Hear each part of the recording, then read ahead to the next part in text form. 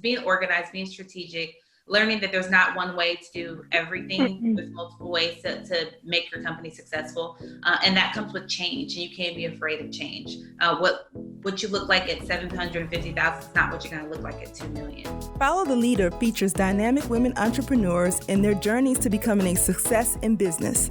This podcast is an inspirational space for entrepreneurs, future entrepreneurs, and thought leaders as they share their keys to success. I am Chanel Christoph Davis, the CEO and founding partner of the largest woman and minority-owned sales tax advisory practice in the country, Davis & Harmon, LLC.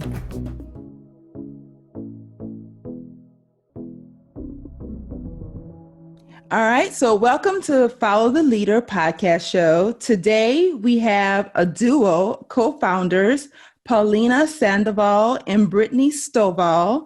You guys, this is going to be really, really fun because it's the first time I've had co-founders on the show. You guys are also millennials, which I think is important to note and really impressive given all the things that you guys have accomplished. You co-founded your business, the Assured Quality Systems, and you're an award-winning company. I mean, both individually as leaders as well as company-wide. You have won numerous awards, so I'm going to highlight a few. Paulina, you were named the Latina Leadership Institute recipient. You were part of their program for the San Antonio Hispanic Chamber of Commerce. Also for the Stanford Latino Entrepreneurship Initiative education program. You attended that. It's called the Scaling Program for 2019. And Brittany, you were just recently named 40 Under 40 for Dallas Business Journal, as well as you are one of E&Y's Entrepreneurial Winning Women of the Year. So that is a mouthful, but I just wanted to highlight your accomplishments just to kind of set the stage, to let people know who you are and, basically your background. So from your company, Assured Quality Systems, you've won numerous awards, and I want to highlight a few of those. You were named Supplier of the Year by the Southwest Minority Supplier Diversity Council, as well as Advocate of the Year by the Michigan Hispanic Chamber. Woo! That's a lot. So, welcome, ladies. Welcome to Follow the Leader. All right. So I'm going to start off by, what did you say? Thank you. We're excited to be here. Yeah, it's been a long time coming, right? We've been trying to get together for a while. But yes, we have.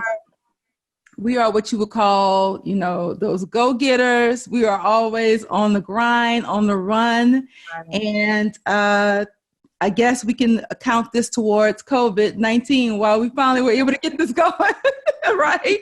We'll give COVID a compliment on that part. Yeah, because we've been trying to put this together for a while. So I'm so excited to finally get in front of you guys and really be able to share your story. I think it's remarkable. So I want Brittany, if you can give me a little bit of a background on your business. How did it start? And, just give me some of that origin, like how did all this come together? Absolutely. So I think it started for both of us. Our initial meet was 25 and 26. We were two young women in automotive, both doing independent work for our own companies. And we had a mutual mentor that introduced us. And I love Paulina the first time I met her. I was like, I love her, but she was working with a different partner at the time. I was like, not too sure about him. But I think that we connected instantaneously. Paulina was a VP for a company out of San Antonio. And she asked me, could we kind of utilize both of our networks and maybe merge some things together to kind of create something bigger. And so at first I was like, okay, let's see how this goes. And a year into it, we just killed it. I mean, we expanded greatly. We were in two different cities within a year.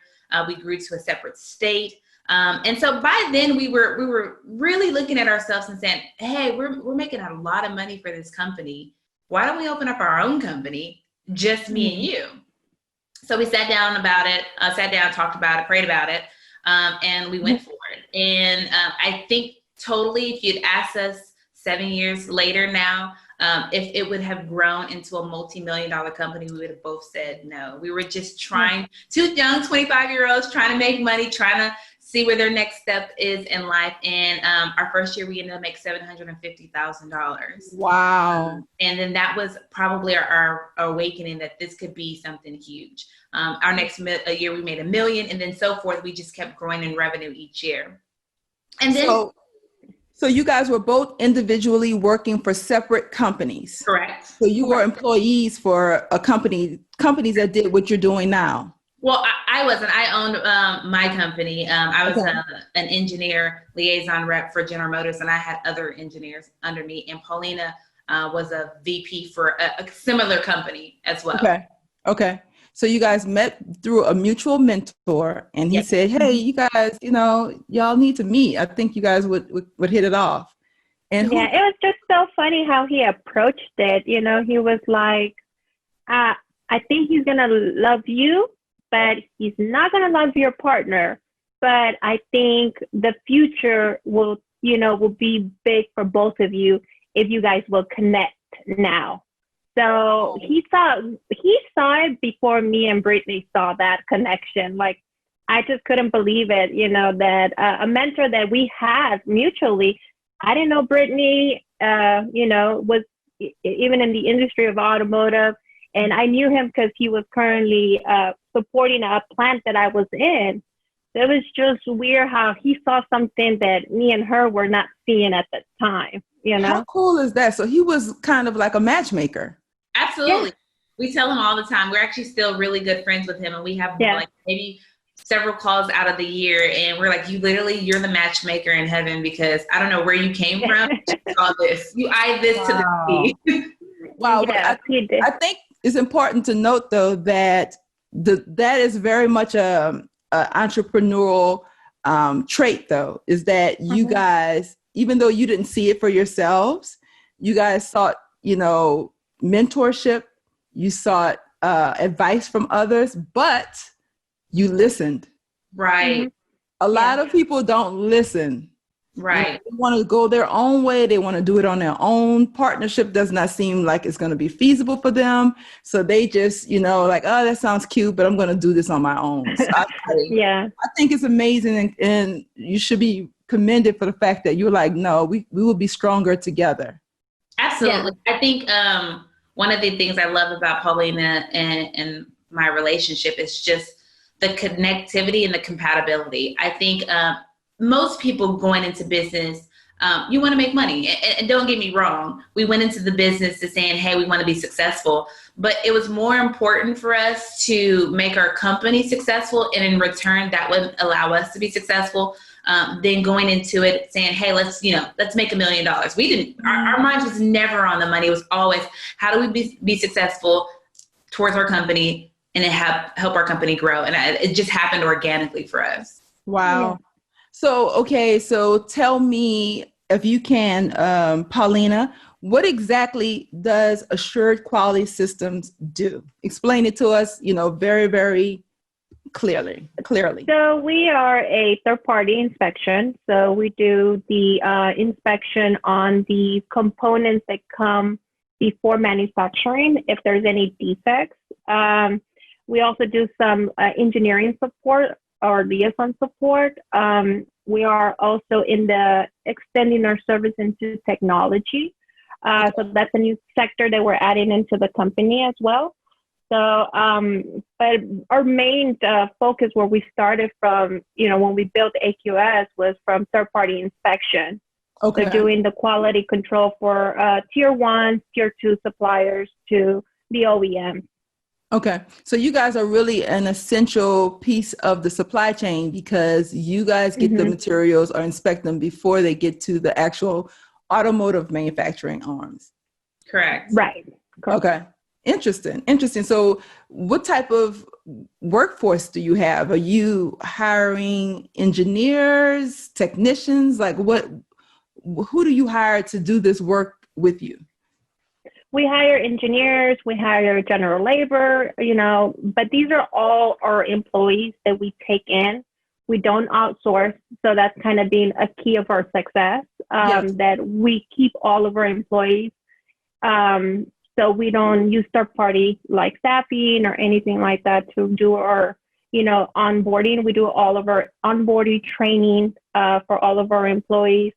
The great thing about us that when we started the company, we wanted to be able to put a package together that we are able to retain our employees, not for temps, but long life of a project, So we included life insurance, 401k, and health benefits that a lot of companies don't offer that. And a lot of the employees are looking for those benefits. So that's how we've been able to retain our employees, by giving back to them Absolutely. a package that they can love and enjoy, and also providing them with pay vacation, giving them a couple of days, for them to have some time, whenever it's needed. So even though we're a small company, we were able to, always put that money towards our employees so they can, stay with our company for the longevity than just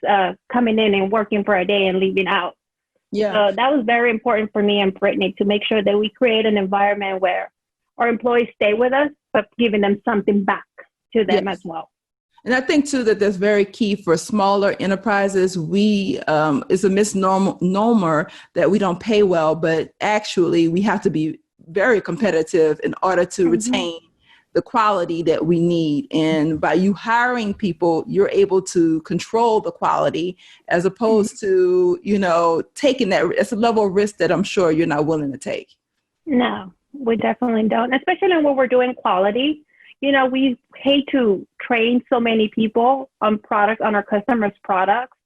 So it's super important that, for example, they ask for, a Joe, they want to see that Joe for, the life of the project, whether it's, a week, 3 months to a year. They want to see the same person on their project. And that's how we've been able to retain a lot of our customers, that they see we don't have a high rotation of staff. We keep, the same employee within their that's project. important. So that's definitely building brand awareness, brand loyalty, and getting your name out there as a quality supplier, which is important in the supply chain. Okay, that's awesome. So I see that you guys are headquartered in Texas. Yes. But you have operations in many, many states. So yes, we do. How many states you're working out of, and just tell So we started our company. We're incorporated in Texas. We started our headquarters in Dallas. That was really important for us to set the foundation of home, where our home was and where we originated, and where our customer base originated from. And from there, we just quickly evolved. I think the next state we moved to was Tennessee. After that, we evolved to Kentucky. After that, we evolved to Ohio, Michigan, Indiana. We have engineers all the way from California to Jersey. So it just really depends on the service base and which specific services you're utilizing for our company. But we are in about 8 different states. As far as containment and rework services that we provide, and then engineering services, we're all throughout the United States and Mexico. That is incredible. Wow. So you've been in business for 7 years, and in that time, we got our anniversary. Wow. Happy anniversary. When was your anniversary? Our anniversary was in the beginning of February. So we didn't get a chance to celebrate because everything was kind of funneling quite quickly with the coronavirus. So we could we may not want to travel at that time.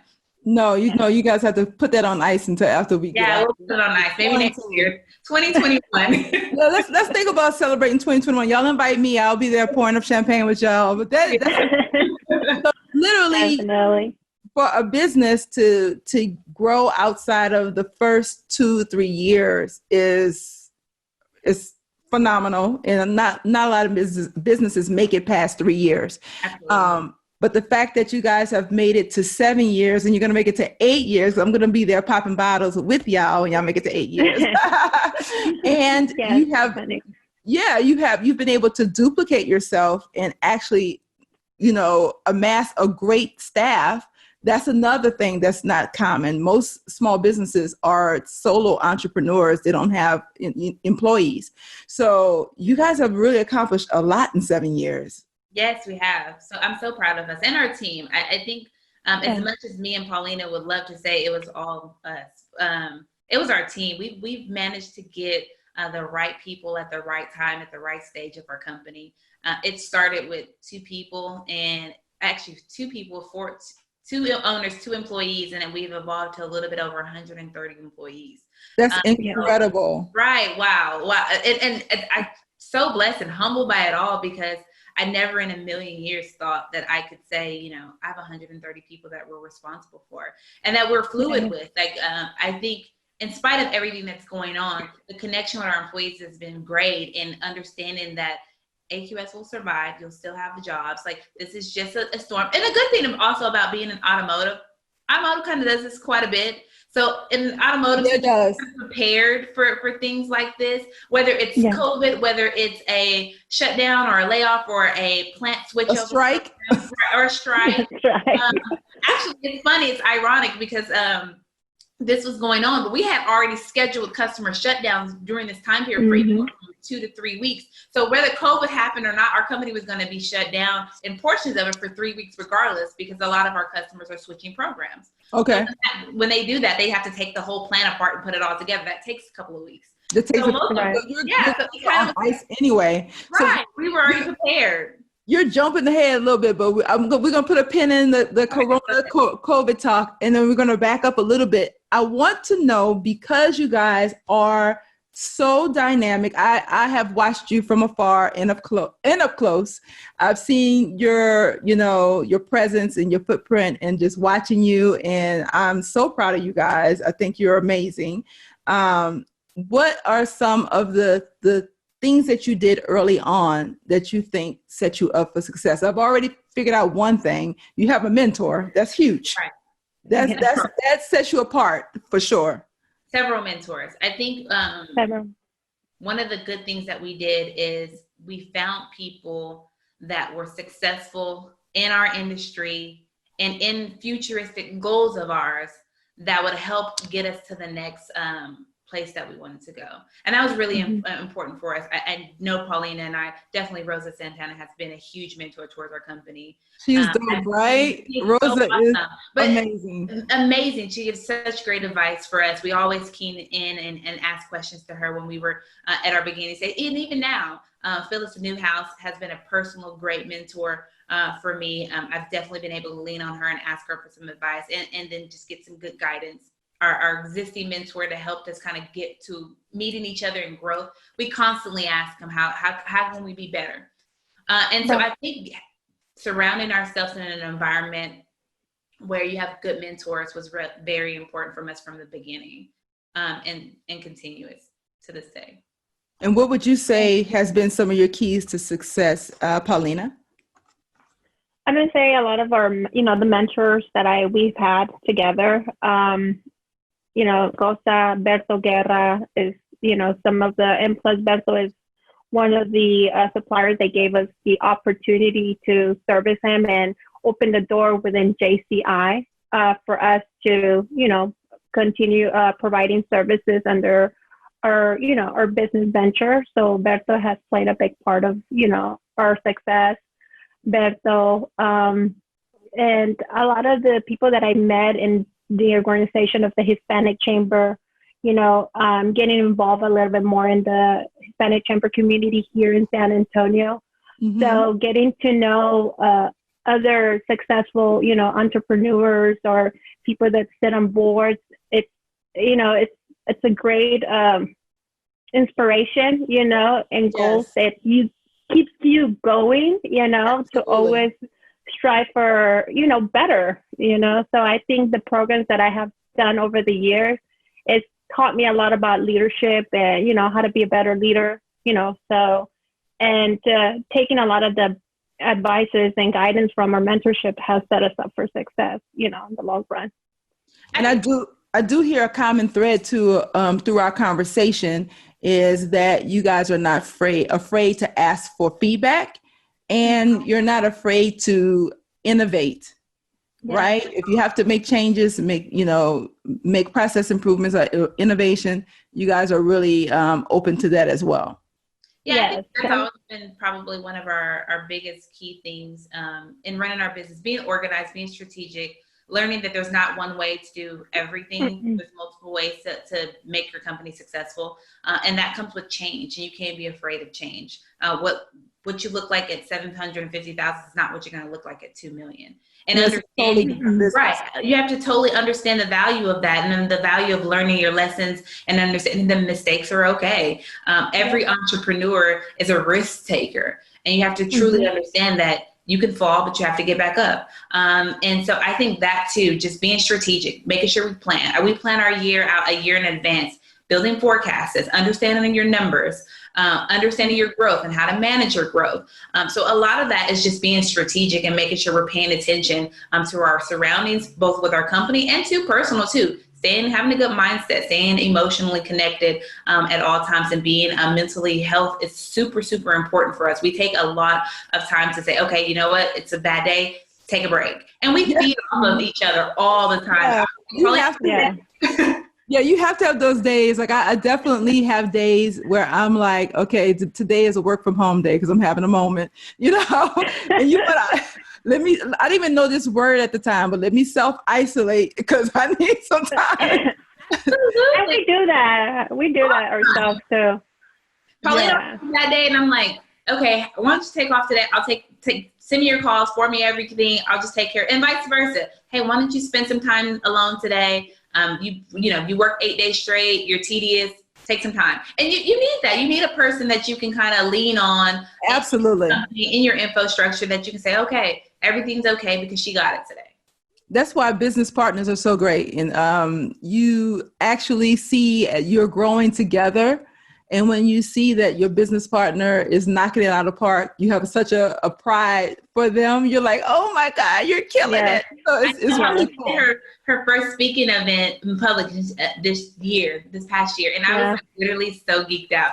I was like, take pictures, because I was at a different event that she couldn't attend to. And I was like, take videos. But it's fun seeing the person that you started something with grow, and you kind of understand the struggles of what you went through together to get here. That's probably the most exciting, is like, we're business partners, but we're sisters too. And friends.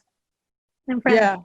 Yeah. And it's it's so funny. A lot of people, have told us, business partners never last. There's always going to be a disconnection. We're going to agree to disagree. But at the end of the day, me and Brittany, it's whatever's best for a company, for AQS. Yeah. So it's not what Paulina likes today or what Brittany likes today. It's what's best for AQS at the end of the day. It's always the key for us. So we have had a lot of negative feedback as well, that, it's been 7 years and we're still together, so that can show a lot of people that partnerships are also great things, to do. And it's like you said, it's not normally entrepreneurs and owners just like to be themselves. It's just me. And it's okay to share that, it's okay to share. There's money everywhere. There's, you can share it, so it's not always has to be a one person, team. I think it could be 2 people or 3 people. And we've done great, partnerships as well to extend our company to different sectors. So I think it's always been a key for us that we know it works. The partnerships work, and we're kind of an example, that we're still together after 7+ years, and we're trying to remaining strong. More than just it's more like a family team. Yeah, you do absolutely become family with your partners. I mean, I could absolutely not do what I do without my 2 business partners. It's just no way. I mean, we are each other's, leg. We help each other stand up and stand tall. And we all have our role in the business. And my role in the business, they don't want. They have no interest in. Their role in the business, I don't want, and I have no interest in. And we partner together, we team together, we strategize together, and then we break apart and we do what we got to do.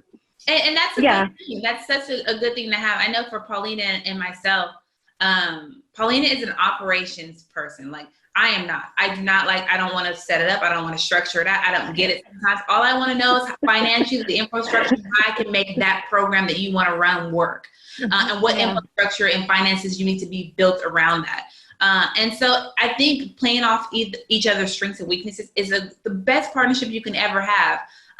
You can't be great at everything. So you have to utilize your business partner and what their strong points are and how do you navigate. For us, it's like Paulina said, it's so much bigger than just us two. It's always about our company. And also, I think it's good for business partners to have a good mutual respect for each other.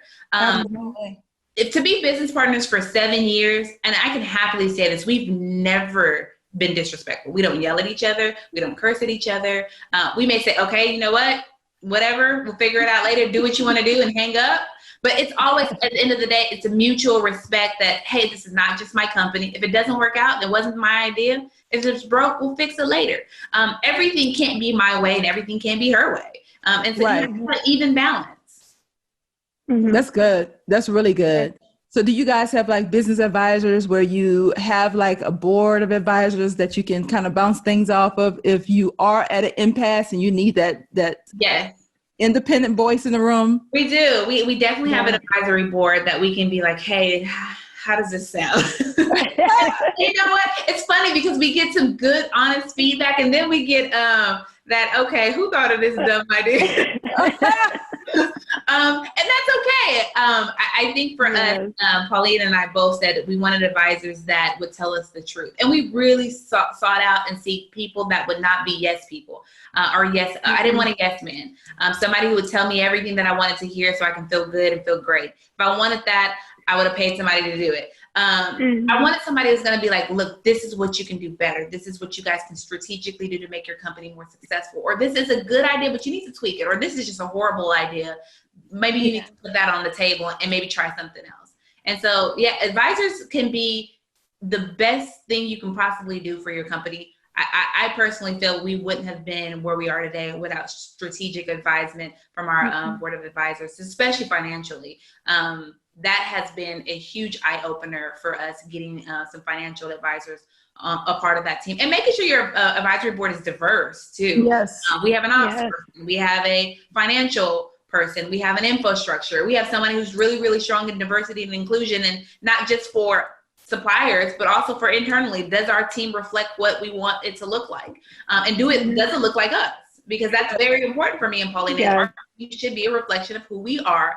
And so how do you make that work without having unconscious bias at the same time? That's good. That's really good. Yeah. No, that's awesome. No, I mean, listen, I'm writing that down too. You guys have a board of advisors. You guys, I mean, I'm telling you, you're killing it. You're doing all the right things. You are killing it. So here's I am doing a series of podcasts while we are in quarantine. We are doing a bunch of shows and just kind of hopefully giving people hope and inspiration and some, ideas for how they can pivot and work through and come out better on the other side of this quarantine. So how has COVID affected your business, and what are some strategies you guys are putting in place to be able to pivot after this is all over? I'll let you start, Paulina. I'll let you start with this one. Because you've been working on the financials. Yeah. Wow. So what I appreciate about COVID is that it gives every company, including ours, a reality check. Because I think we get in a cycle of thinking everything will be fine, everything will be fine. We're entrepreneurs, we can figure it out. And when in a perfect world, you figure it out, you make it work. But there's some things that are uncontrollable. There's some things that you can't fix. Yes. And this is one of those things. There's nothing that I can do about COVID. There's nothing I can do to change besides individually staying at home, which I encourage everybody to be doing. But there's nothing I can't make it go away. So I think it was a huge reality check of one, how are we financially? Thank goodness for the first 5 years of our company, we were a cash flow ran company only, and with zero debt. And we actually still to this day have zero debt. And so we were really good at managing cash. And I didn't really understand how beneficial that was until now. Yeah. Right. Yeah. Because now everybody's managing cash. And so we have our CFO, and she's a fractional CFO, and she's like, I'm the least concerned about you. I'm like, what? We're like having a heart attack. She was like, you're my most financial cash flow cow company that I work with. And I work with 50 other different companies. Wow. I'm the least worried about your company because I know that you guys know how to manage cash. That's amazing. I'm writing that down. You guys know how to manage cash. Right. That's enough. You are just dropping gems on here. Yes. Yes. Important. You get in these moments, and we have our controller, we have our VP of business development, we had our marketing team, we had our fractional CFO. And we said, okay, what do we need to do as a team? Are we prepared? And the first thing our CFO says, well, I'm not worried about your cash flow. That I'm not worried about. You hear that in a crisis, you're like, okay, if you're not worried, let's move on to the next thing. That's good. That's really good. We haven't had to pull from our line at all. We've managed our cash. We stayed in close contact with our customers at all times. I have my business development team having 2 to 3 meetings with supplier diversity and CPO opportunities every week. Which we had a triage plan kind of in place for this. And so I think it's affected us of one, we're not producing revenue because we can't right now. Right. Everything's kind of standstill right now. So it really kind of forced us to diversify our business model because we had customers. And the good thing about owning your own company is that when you have, in our sector, automotive, when people find out that you own your own business, and that you own it, that you don't have to answer to anyone, they'll come to you with things that are not typically your services and say, hey, could you pull this off if I gave it to you? And so that's one of the things that we learned is that, hey, you could seize an opportunity like this that is, yes, it's horrific and it's probably most unexpected thing we will probably experience in the history of our company. But you can take this time and really learn what you can do to make your company better, learn how you can diversify your business model. We weren't a PPE company. We bought PPE all the time. I mean, we are in automotive, so all we do is buy PPE. We quickly learned that we could utilize our vendors in Mexico and make our own face masks and sell them to different customers that would utilize it for us. We quickly learned that we have thousands and thousands of gloves in the inventory and that we could utilize those to either give or sell to local hospitals. So it's amazing what you learn about your company in a triage moment and how you can utilize the downtime to help make your company better. Yeah, it's definitely, I think, a benefit of being small is that we're more nimble and we're creative. Like we can respond faster to our multinational, international customers than the big boys. Like they can call us and say, hey, guys to do X, Y, Z. And we're like, okay, got it. You know, we're creative that way and we're very flexible that way. Absolutely. I mean, when you have a corporate, $1 billion Fortune 100 company calling you and saying, hey, do you think you could possibly give me masks or gloves or do this? Can you make sanitizer? And you're thinking, I'm a small business and you're $1 billion company. Of course I can do it. I can do it. It's a reality check that you are very resourceful. It does take to be your own boss and a small business. It pays off because you are limbo when you say, and you can diversify quickly. You don't have to ask and go through a lot of holes. I call Paulina, do you want to make face masks? Yeah, can we do it? Financially, we can. Could you pull it off? Could you find me a vendor? Done. Wow. It's easier this way than a $1 billion company may not have the resources to make that go as quickly and have a lot of red tape that they have to go through to get it approved and so forth, where it's just me and her. So I think the innovation part of this whole ordeal has really came to light for our company. Yeah, absolutely. I had to adjust for the first 4 weeks. I think we talked about this a little bit offline, but when it first happened, actually very early on before it kind of came to Texas, I kind of felt like, okay, we need to be prepared because something's about to happen. Way back in February. So I kind of pulled everybody and talked to everybody and we started transitioning everyone to home back way in February. So you can kind of respond faster, see things coming down the pipeline and, have a strategy and implement faster than a larger entity. You just can. And I think that's truly not only just good strategic planning, but it's also a blessing to be able to have the control in your company where you can make fast and quick decisions and I know for everybody, this has been a scare, and people's lives were in our hands, and just making sure we're strategic. And I actually, you posted like your triage kind of plan that you guys put in place on LinkedIn, and I was reading and I was like, did we do this? Do we have taken care? And it's fun because it makes you realize that other people are going through the same thing you're going through, and that it's okay to learn from what they're doing. If they're doing it and it's working, then why not? I don't need to write a whole plan. If Chanel's plan is working for her company, I'll just utilize hers. Yes. So it's great to be encompassed with all these different small businesses, and utilize all the resources that we have. Because in the hard times, one thing I can say about small business, especially in our network, is that we all come together when we have to. We do. And that's another thing too, is being networked up. I'm hoping that people are paying attention to, if you don't have all these systems in place, and if you're not connected and you're not, have your strategy and operations written and everything detailed out, this is an opportunity to learn from your peers. Absolutely. And reach out and ask for help. Call me and say, Chanel, hey, what are you guys doing? Do you have that's why I put that little graphic together, because I kept getting phone calls. But you have to call and reach out and ask for help, because otherwise you're swimming by yourself, and you're not going to make it that way. And you can't. And why would you want to? If you have all of our networks that we have, if you have people that are doing things that are successful in their company and they're working, why not utilize a program that they've already built? You already trust the person.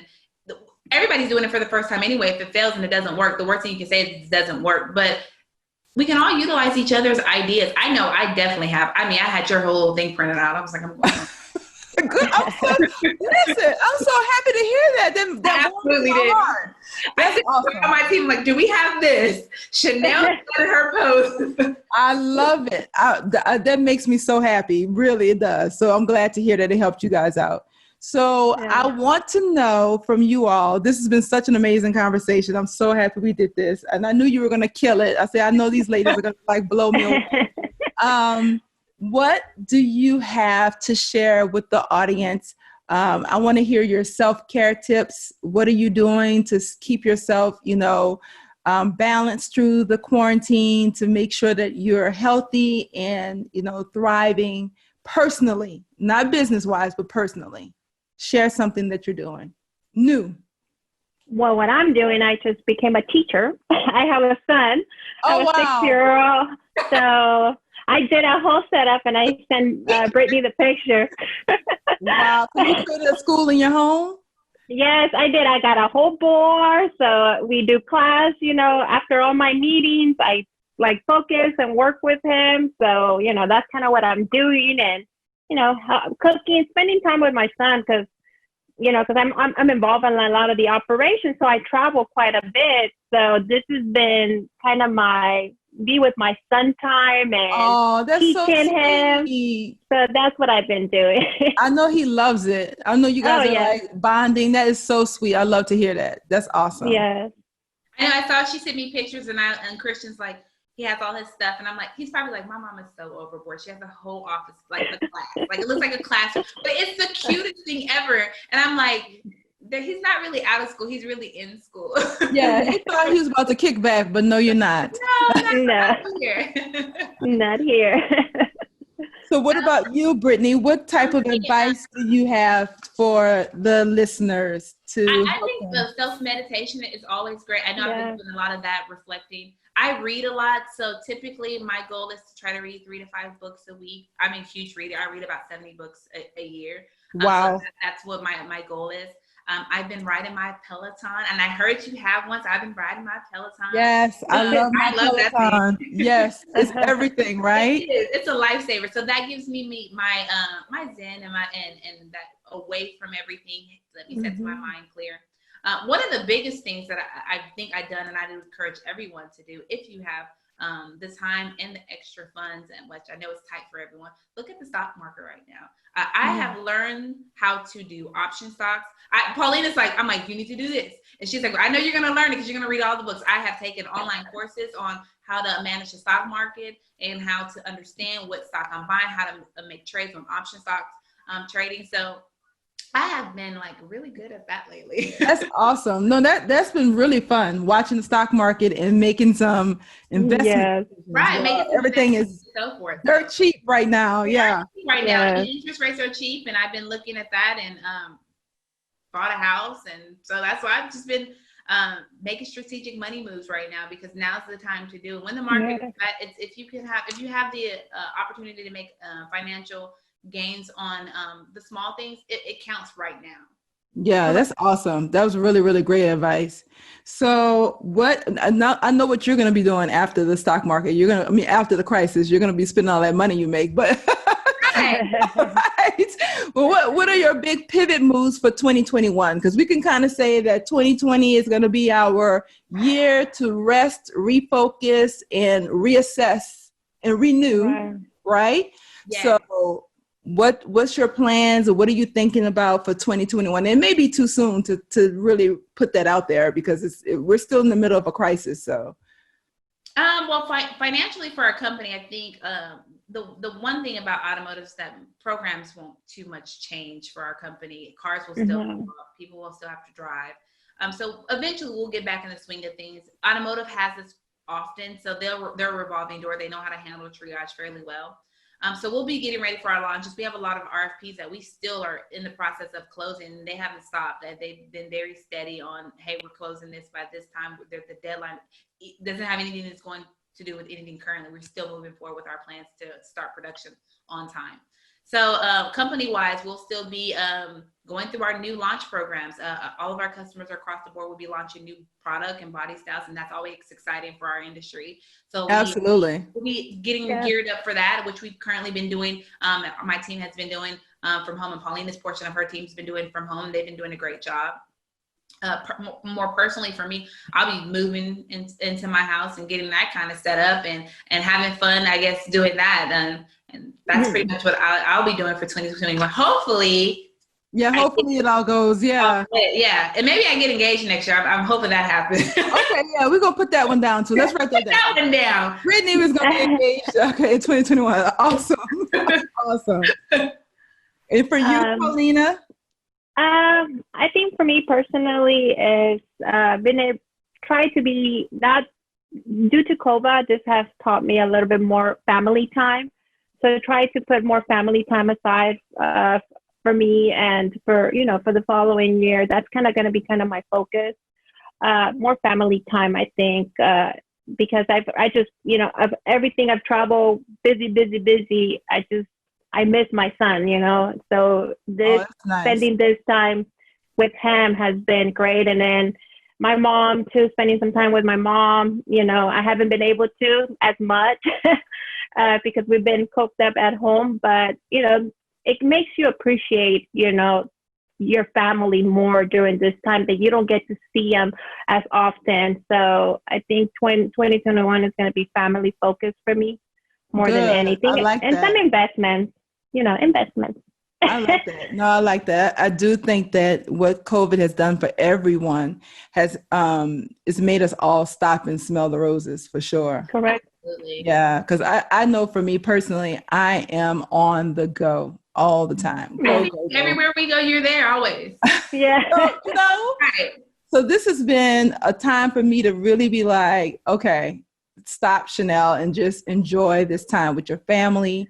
Enjoy your home. Yes.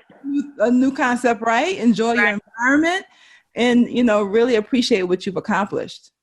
No, absolutely. This is a good time. But I do miss y'all. I do miss my one-on-one people. We had a virtual happy hour with all the auto girls last night. Oh, yes. Oh, fun. I'm like, I can't wait to touch you guys. I'm like, hey, hug. I know. It's been really, a new world, man. A whole new world. Yes. It is. Yes. Yeah. You come to realize everybody that you miss and you want to hug it, Yes. To see. It's really crazy too. 2019 was like gangbuster year. It was like everything so amazing. So we came into 2020 on this, rush, right? Right. Everything. I said 2019 was such a good year for our company. It was for me too. Yeah. Most we ever had in the history of our company. And so I'm like, okay, we're gonna get that momentum, and then we're gonna bring it on to 2020. And then it was like, hold up, Same here. right now. And so it's a reality check. You're like, wait, you have my momentum. I was ready to run, and maybe it's good. Maybe it was a good time for God to be like, you know what? Focus on your family, or focus on other things right now. Absolutely. And I think everything happens for a reason. Unfortunately, I wish that this didn't happen, but I think for a lot of people, it makes you appreciate your family and your loved ones. I know I've been doing virtual FaceTimes with my parents every day, and that's something that I didn't naturally do daily, but now it's like, I love you, I miss you, like you're there. I should be appreciating it a lot more, because a lot of people aren't having that same experience right now, and I think it makes you value and appreciate the love of your family. And, you know, as entrepreneurs, we're always gone and doing things and making moves. And it's late nights for us. It's early mornings. The phone doesn't stop. So it kind of gives you that time to just really understand that your family needs you too. Like, this is not the only part of your life that's important sometimes. Yeah. Right. And it definitely makes you appreciate the little things. Absolutely. Yes. Yeah. So I've definitely been getting closer to my family. I've been doing virtual FaceTime with my mom for lunch. We sit and eat lunch together. Sure, she sits and watch me eat lunch. She loves watching me eat, which is the craziest thing ever. She enjoys it. So she's like, "What are you eating today?" And so she's not eating; she's just watching me eat. And what's that? And how did you make that? It's so cute. It's so cute. All the cooking we get to do. I'm like, oh my God, yes. I'm not cooking for 6 months, but I know. We do so much cooking. I know our kitchen is like, what is going on? I've never seen you this much. My dog is looking at us like, are y'all leaving? Like, are y'all ever going to get out of here? All day? Like, y'all still here? Are y'all going to be here all day long? That's funny. So, okay, guys. We're going to wrap up the show, but again, thank you, Paulina. Thank you, Brittany. This was amazing.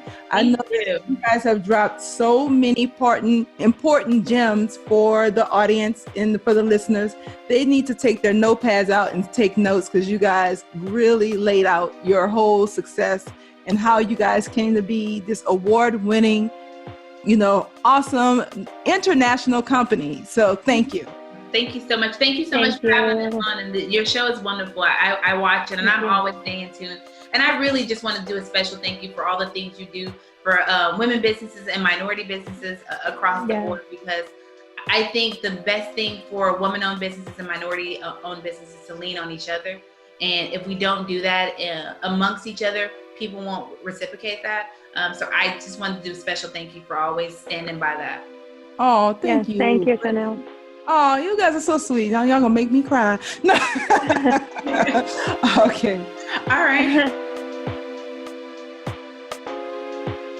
You can find all of our past episodes on iTunes, Spotify, and Google, or any of your other favorite podcast platforms. Be sure to subscribe to the show, rate, and leave us a review. Let us know how we're doing. Thank you for listening.